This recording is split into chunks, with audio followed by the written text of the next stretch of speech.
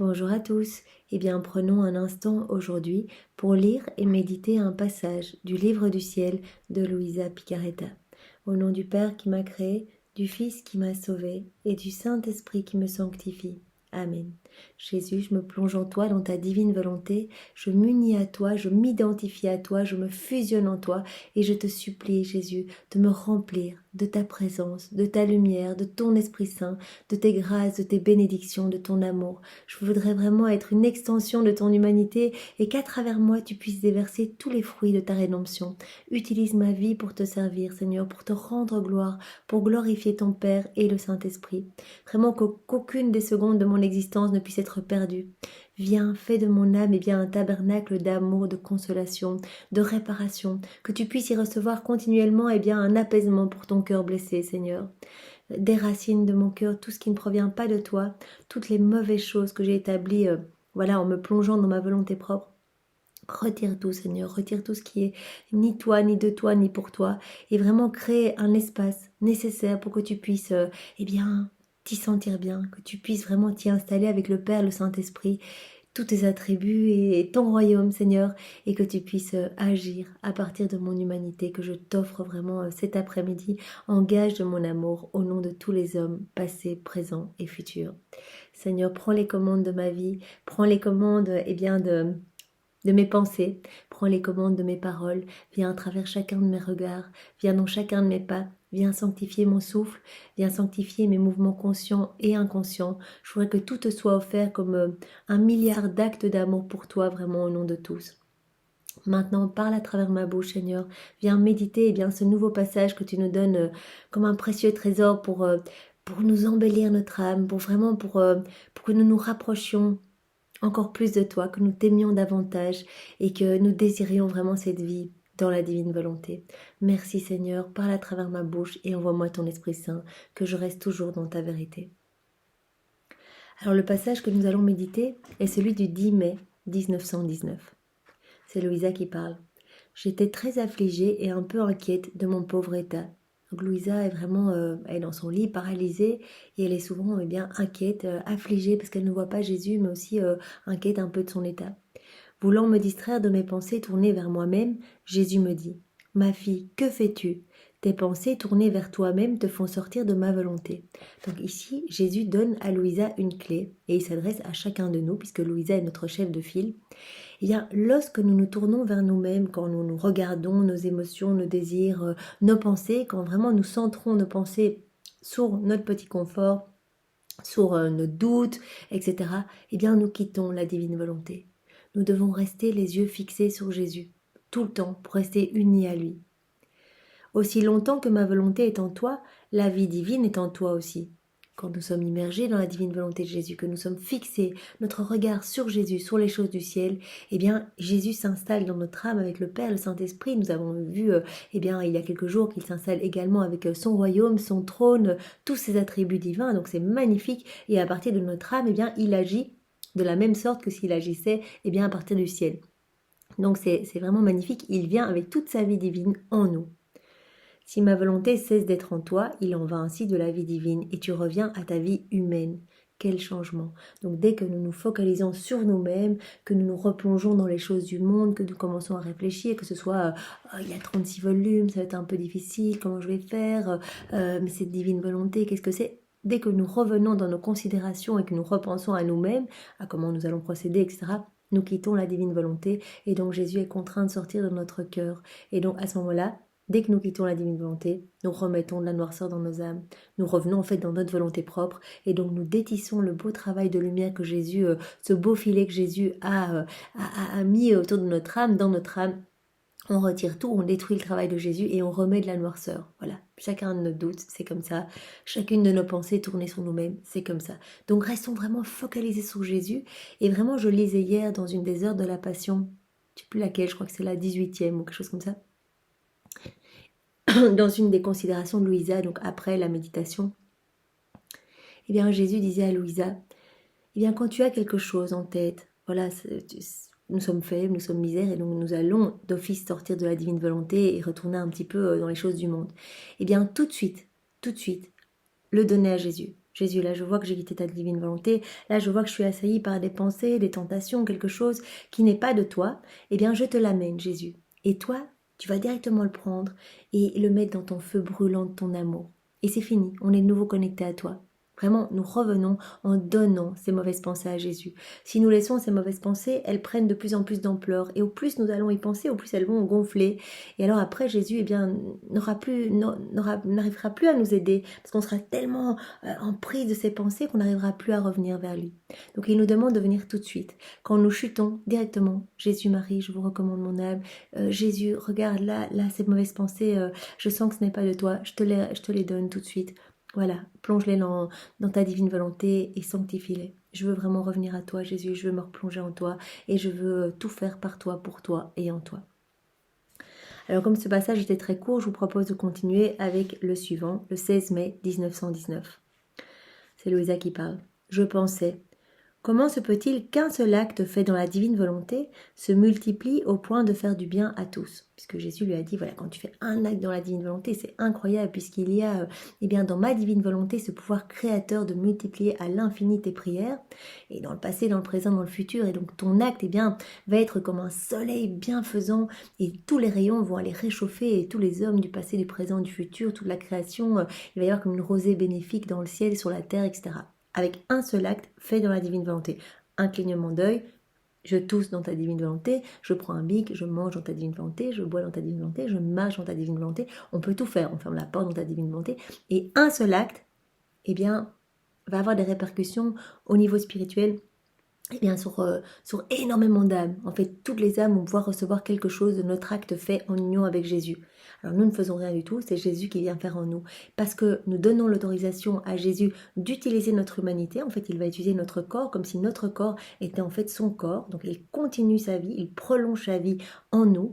Et donc à ce moment-là, eh bien, les actes de Jésus sont divins, éternels, infinis, touchent partout et vont convertir certaines âmes, en purifier d'autres, sauver des âmes du purgatoire, sauver une extrémiste des âmes qui allaient tomber dans la perdition, etc. Donc un acte est tellement puissant. Et donc Louisa se demande comment ça se fait qu'un acte fait dans la divine volonté, eh bien, peut se multiplier et faire du bien à tous, comme ça, un acte. Alors bougeons en moi, donc déjà bougeons en moi, ce qui veut donc dire que Louisa qui se trouve tout le temps dans la divine volonté, eh bien Jésus vit en elle. Donc quand nous vivons aussi dans la divine volonté, que nous faisons des actes dans la divine volonté, Jésus s'installe en nous. Mais véritablement ici, Jésus bouge en moi et il bouge en chacun de nous aussi. Il vit dans notre cœur. Jésus illumina mon esprit et me dit, ma fille, tu trouveras une image de cela en observant le soleil. À nouveau, Jésus fait la comparaison entre sa divine volonté, entre les actes faits dans sa divine volonté et le soleil. Donc la divine volonté, il représente souvent dans les livres du ciel par vraiment le soleil, qui est bienfaisant pour tout le monde. Il est unique, le soleil, et cependant, il sait se multiplier pour que sa lumière et sa chaleur soient disponibles pour tout et pour tous. Même si l'acte du soleil est unique, eh bien sa chaleur va toucher partout sur la terre et donc est bienfaisante pour toute la création. Par exemple, il éclaire les actions et les pas de l'homme. Si celui-ci modifie son action ou son trajet, eh bien la lumière du soleil le suit. Il se multiplie ainsi dans toute la nature, distribuant ses bienfaits aux diverses choses suivant les circonstances. À son lever, il embellit toute la nature et agit sur la fraîcheur de la nuit pour former la rosée qui s'étend sur toutes les plantes comme un manteau d'argent, donnant à cette nature un aspect et une beauté qui étonnent et enchantent le regard humain. L'homme, avec toute son ingéniosité, n'a pas le pouvoir de former une simple goutte de rosée. Le soleil poursuit sa route et donne aux fleurs leur couleur et leur parfum. Il ne donne pas une couleur et un parfum unique, mais il fournit à chaque fleur sa couleur et son parfum particulier. Avec sa chaleur et sa lumière, il donne aux fruits leur maturité et leur saveur, une saveur distincte pour chaque fruit. Il féconde et fait croître toutes les plantes. Malgré qu'il fait tout cela, il reste un. C'est parce qu'il demeure dans les hauteurs que le soleil peut être la vie de toutes les créatures qui se trouvent en bas. C'est parce que le soleil se trouve dans les hauteurs, qu'il peut distribuer tous ses rayons, sa chaleur et tous ses bienfaits sur toute la terre, sur toute la création qui se trouve en bas. Il en va ainsi des actions faites dans ma volonté. L'âme agit alors dans les hauteurs de ma volonté.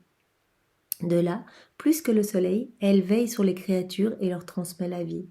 En dépit du fait que son action est une, elle brille comme un soleil sur les créatures. nous avions vu dans un autre passage que lorsque nous nous unissons à Jésus, nous nous unissons à ce soleil divin, voilà, il prend cet exemple-là, donc nous montons vraiment dans les hauteurs, notre âme s'élève pour s'unir comme au soleil, et donc nous nous unissons à cet immense soleil. Chaque acte fait dans la divine volonté crée un soleil véritable également, et donc tous ces rayons réchauffent partout, parce que l'âme se trouve dans les hauteurs, elle se trouve unie à Dieu.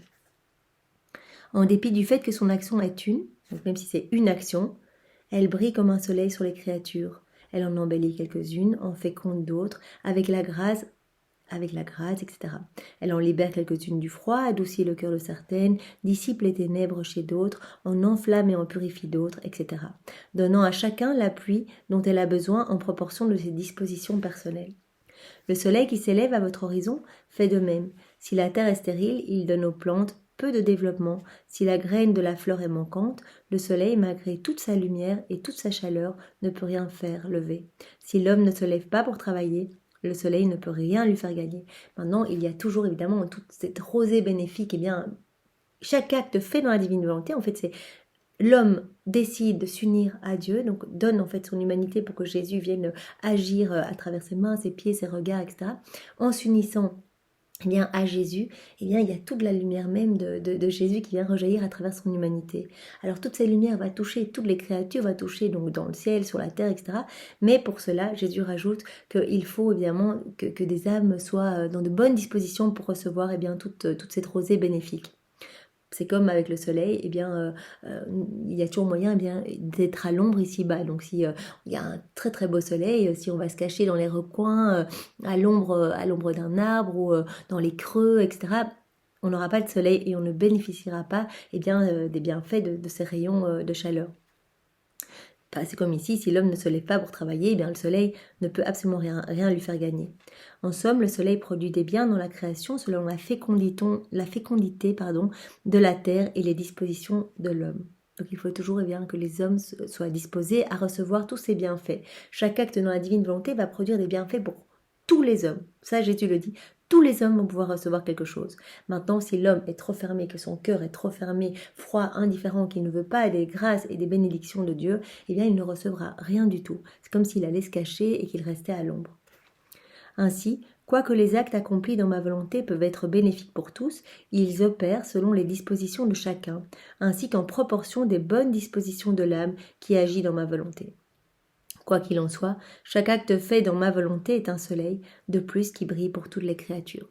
Chaque acte fait dans la divine volonté, c'est un nouveau soleil. Ça, Jésus le dit. Donc, quoi qu'il en soit, à chaque acte qu'on fait, il y a plus de lumière. Ça éclipse les ténèbres et il y a beaucoup d'âmes qui reçoivent. Même s'il y en a d'autres qui ne veulent pas recevoir les bienfaits de cet acte fait en union avec Jésus, à force de lumière, peut-être que leurs cœurs vont un petit peu s'ouvrir et qu'ils vont pouvoir recevoir ces torrents de bénédictions, de cadeaux, tous les fruits attachés à la rédemption, à tous les actes faits par Jésus lors de son passage sur la terre, puisque nous nous unissons à cela, et c'est pour cela que nous les remettons en mouvement, et que tous ces fruits attachés à chacun de ces petits actes, sont redistribués à travers nos actes que nous faisons en union avec Jésus. Nos actes à nous, en union avec ceux de Jésus, vont pouvoir distribuer tous les fruits des actes de Jésus. C'est pour cela que c'est tellement magnifique. Et donc tous ces fruits sont distribués et reçus en proportion de la disponibilité et de l'ouverture du cœur. Mais bon, à force de lumière, c'est pour ça qu'il faut être nombreux à faire des actes dans la divine volonté, parce que chaque fois, c'est plus de lumière, et la lumière, dissipe tous les pièges des démons, dissipe la noirceur que les démons essayent de mettre en place ici-bas sur la terre pour perdre nos âmes. Parce qu'au plus c'est sombre, au plus on tombe dans les tentations, on n'y voit rien. Voilà, au plus il y a de lumière, au plus on va finalement trouver le chemin et on va revenir à bon port, à notre place d'enfant de Dieu, d'enfant de lumière, de dépositaire de tout le royaume, de propriétaire des merveilles de Dieu. Plus tard, je m'efforçais de m'immerger en mon Jésus, dans sa volonté, en multipliant mes pensées dans les siennes, dans le but de réparer et de supplier pour toutes les intelligences créées, passées, présentes et futures. Donc Louisa, elle fait souvent ça, elle se plonge dans la divine volonté de Jésus, et vraiment, elle multiplie ses pensées dans celles de Jésus pour pouvoir toucher toutes les créatures et suppléer à tous les manquements, toutes ces fois où les hommes n'ont pas aimé, n'ont pas béni, n'ont pas glorifié la Trinité Sainte. Donc elle vient faire réparation au nom de toutes les générations passées, présentes et futures. C'est ce que nous essayons de faire nous aussi, puisque voilà, Louisa nous a enseigné comment prier, ce qui fait plaisir à Jésus, ce qui touche eh bien partout dans toutes les générations. Et donc vraiment en union avec Louisa, eh bien c'est ce que nous essayons de faire tous les jours. Avec tout mon cœur, j'ai dit à Jésus, comme j'aimerais te donner avec mon esprit toute gloire, tout honneur et toute réparation, au nom de toute la famille humaine, même des âmes perdues qui, hélas, ne t'ont pas livré leur intelligence. Rempli de joie, Jésus me baisa le front en me disant, par ce baiser, je scelle toutes tes pensées avec les miennes, de sorte que je puisse toujours trouver en toi tous les esprits créés et recevoir continuellement de toi, en leur nom, gloire, honneur et réparation. Donc Jésus vraiment unit ses pensées saintes aux pensées de Louisa pour que toutes les pensées de Louisa soient divinisées, soient sanctifiées et puissent être donc divines, éternelles, qu'elles puissent toucher toutes les pensées de tous les hommes ici-bas. Et ainsi, Louisa va pouvoir réparer au nom de tous par cette union de ses pensées avec celles de Jésus.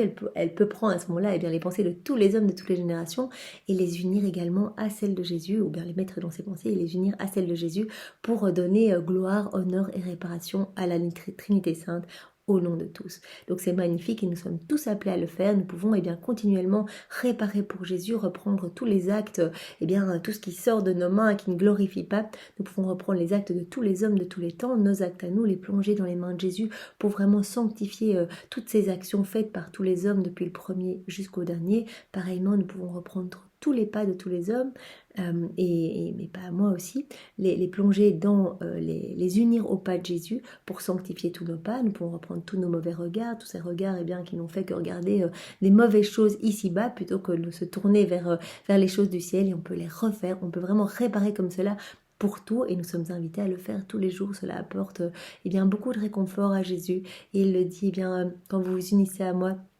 cela met vraiment un baume d'amour sur mon cœur, parce que Jésus souffre énormément, il est constamment nié, il se trouve dans des cœurs froids, indifférents, et il vient toquer à la porte de cœur pour demander de l'amour, il ne reçoit rien, et donc il souffre de nos iniquités, de nos péchés, de nos noirceurs, de nos méchancetés et de notre volonté de ne pas l'aimer. Alors vraiment nous sommes là pour être tes sentinelles, Seigneur, pour venir te protéger entre guillemets des choses laides du monde. Et nous sommes vraiment prêts à reprendre tout ce qu'il y a d'offensant ici-bas et à tout plonger dans ton acte unique et éternel d'amour pour tout refaire et tout te réoffrir comme des milliards d'actes d'amour, d'honneur, de bénédiction, de gratitude. Au nom de tous, vraiment dans ta divine volonté, Seigneur. Seigneur, nous t'aimons avec ton propre amour et vraiment nous te louons avec tes louanges et nous te remercions avec tes propres remerciements.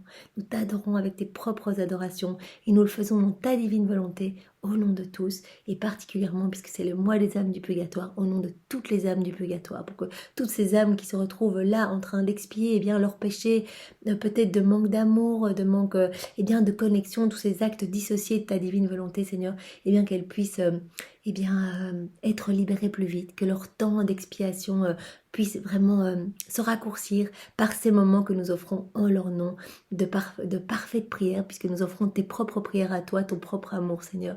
Vraiment viens chercher une corde d'âme cet après-midi pour revenir, qu'elles reviennent toutes vers toi et qu'elles puissent se réjouir avec toi dans leur patrie céleste. Au nom du Père et du Fils et du Saint-Esprit. Amen. Soyez tous bénis et passez une belle après-midi dans la divine volonté de Jésus. Au revoir.